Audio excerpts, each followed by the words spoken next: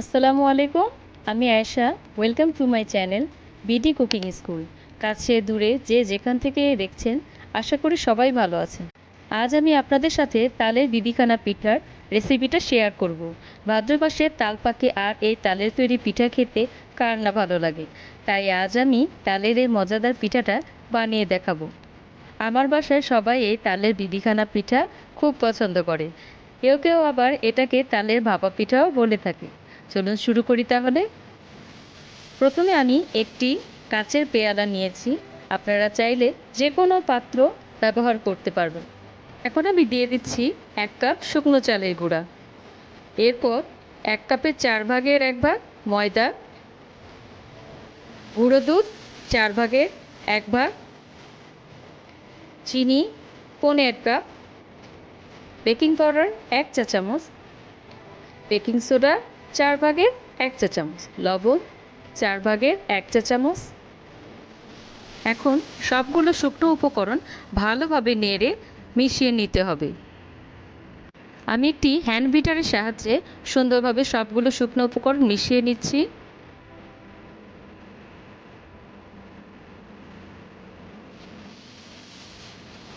এরপর তালের রসকে আমি জাল দিয়ে ঘন করে নিয়েছি। এখানে 1.5 কাপ পরিমাণ তালের রস আছে। আপনারা চাইলে, যদি আপনাদের তালের রস পাতলা হয়, 1 কাপ পরিমাণ তালের রস দিতে পারেন। দেখতে পাচ্ছেন আমার তালের রসটা অনেক ঘন, তাই আমি এখানে 1.5 কাপ পরিমাণ তালের রস ব্যবহার করেছি। এখন আমি দিয়ে দিচ্ছি 1 কাপের 4 ভাগের 1 ভাগ সয়াবিন তেল,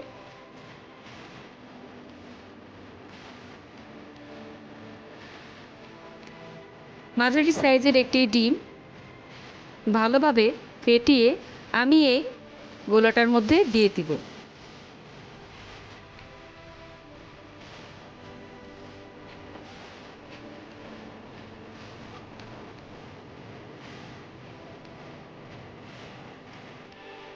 এখন নারকেল কুড়ানো আমি দিয়ে দিলাম 3 ভাগের 1 কাপ।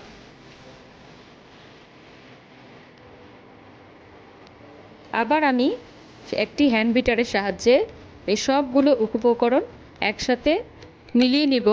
তারপর চিনিটা যখন গলে যাবে তখন আমার এই গোলাটা পাতলা হয়ে যাবে।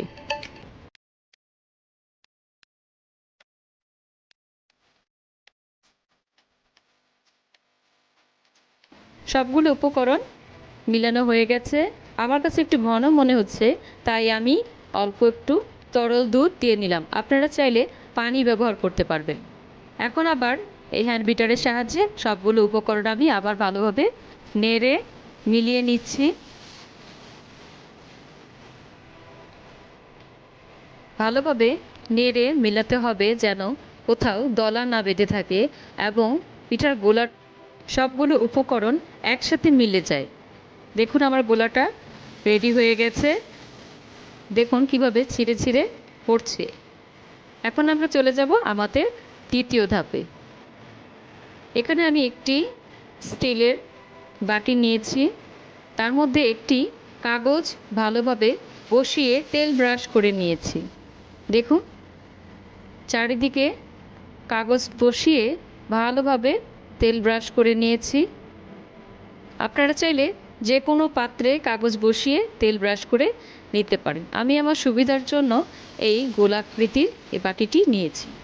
এখন আমার এই তৈরি করা পিঠার গোলাটি এই বাটির মধ্যে সুন্দর করে মাঝখানে ঢেলে দিব।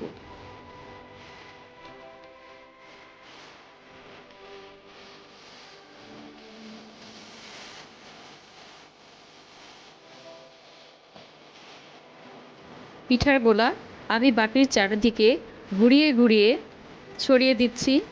এখানে বাটির 3 ভাগের 2 ভাগ পরিমাণ পিঠা আমি দিয়ে দিলাম।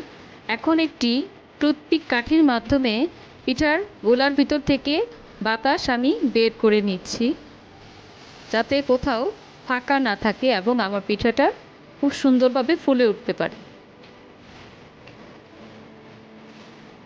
এখন আমি পিঠার উপরের ভাগটি ডেকোরেশন করব।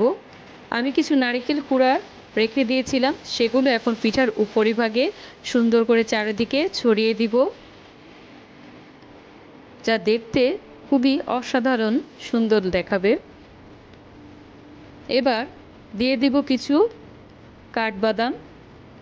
আমি কিছু কাঠবাদাম কুচি করে রেখেছিলাম, যা উপরে এখন ছড়িয়ে দিব। তারপর দিয়ে দিব কিছু কিশমিশ। আপনারা যে রকম ডেকোরেশন করতে পছন্দ করেন, আপনারা আপনাদের পছন্দ মতো পিঠার উপরিভাগ ডেকোরেশন করতে পারেন। এটা সম্পূর্ণই অপশনাল।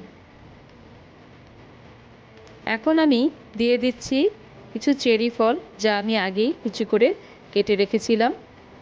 দেখুন, চেরি ফলটা দেওয়ার পর আমার পিঠার উপরিভাগটা আরও বেশি সুন্দর এবং লোভনীয় লাগছে।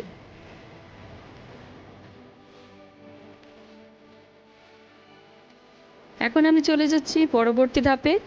আমি একটি হাঁড়িতে পানি গরম করে নিয়েছি এবং স্টিলের একটি স্ট্যান্ডের ওপর আমার পিঠার বাটিটি বসিয়ে দিলাম।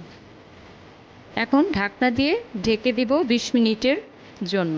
20 মিনিট পর ঢাকনা খুলে আমি এখন একটি টুথপিকের সাহায্যে পিঠাটি চেক করে দেখব হয়েছে কিনা।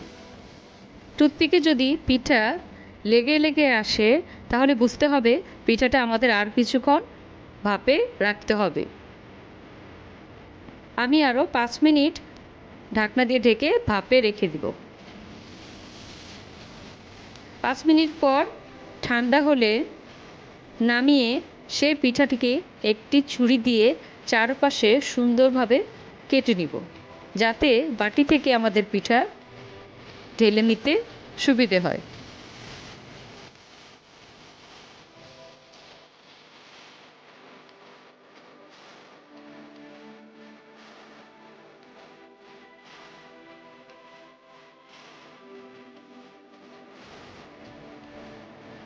এখন পিঠাটা আমি একটি প্লেটে ঢেলে পরিবেশন করব।